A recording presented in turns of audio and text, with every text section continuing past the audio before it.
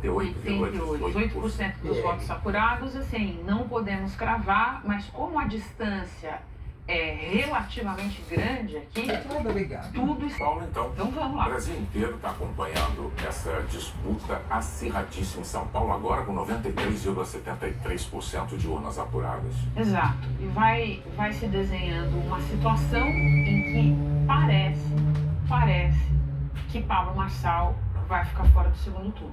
Tudo isso precisa ser confirmado, mas assim, tá com uma cara de que o Ricardo Nunes e Guilherme Boulos vão para o segundo turno. Se isso acontecer, Bonner, é daquelas histórias, por isso que eu gosto tanto dessas histórias de eleição, porque as reviravoltas são muito impressionantes e às vezes as reviravoltas para voltar à situação inicial.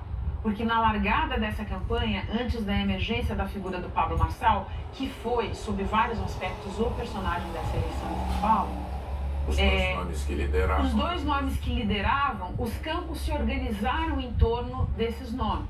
O campo do centro para a direita se organizou em torno do Ricardo Nunes, juntando os partidos do Centrão, juntando o ex-presidente Bolsonaro, juntando a máquina da prefeitura, e o campo da esquerda se organizou em torno do Guilherme Boulos. Já dá um retrato mais fiel. 27,33% é uma abstenção elevada. Uma hora que a gente tiver um tempinho, a gente puxa aqui a abstenção para comparar com outras eleições e a gente vai ver que tá num padrão alto. A gente pode fazer isso agora, vamos lá. Mesmo sabendo que ainda não é um número fechado, porque tá bom, vamos ver falta um percentual de urnas a ser 54%. Guilherme Boulos com 29%. Quem está ficando muito próximo agora são os dois primeiros. Exato. Boulos parece ter se aproximado um pouco mais de Ricardo Nunes. E se afastado um pouquinho, Marçal. Sim, se afastou, aumentou um pouquinho. E olha que tudo que nós estamos falando aqui de afastar ou aproximar é de menos de um ponto percentual que nós estamos falando. Duas bolinhas do Sudeste, uma região do Brasil que raramente nos dava as últimas bolinhas em branco. Eu posso estar enganado, mas se só tem duas bolinhas em branco, alguma novidade surgiu. Nós temos visto que eleição após eleição é uma eficiência do sistema eleitoral brasileiro que chega a ser emocionante. A cada eleição municipal, a gente vê o resultado saindo mais cedo, mais rapidamente. Isso acontece também na eleição nacional, a eleição de governadores, mas eu acho que Ricardo Nunes seja uma boa hora da gente lembrar as circunstâncias da campanha dele, né? Ricardo Nunes assumiu a prefeitura com a morte do Bruno Covas, de quem ele era vice, logo no começo do que seria o segundo mandato do Bruno Covas, né?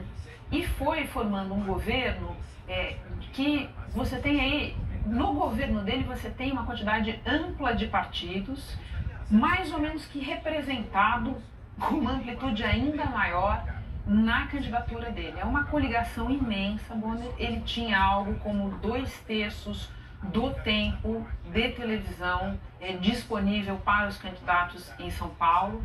Estão nessa canoa desde o MDB, do ex-presidente Michel Temer, do ex-governador de São Paulo, Rodrigo Garcia, o PSD do Gilberto Kassab, o PL do Valdemar Costa Neto, o PP do Ciro Nogueira. 52 se mantendo ali a diferença entre os dois e a distância ainda aumentou um bocadinho do Boulos para o Pablo Marçal. Na verdade, os dois, então, do topo se distanciaram do terceiro colocado. Mas, lembrando ainda, com um número muito baixo de votos de diferença do segundo para o terceiro colocado.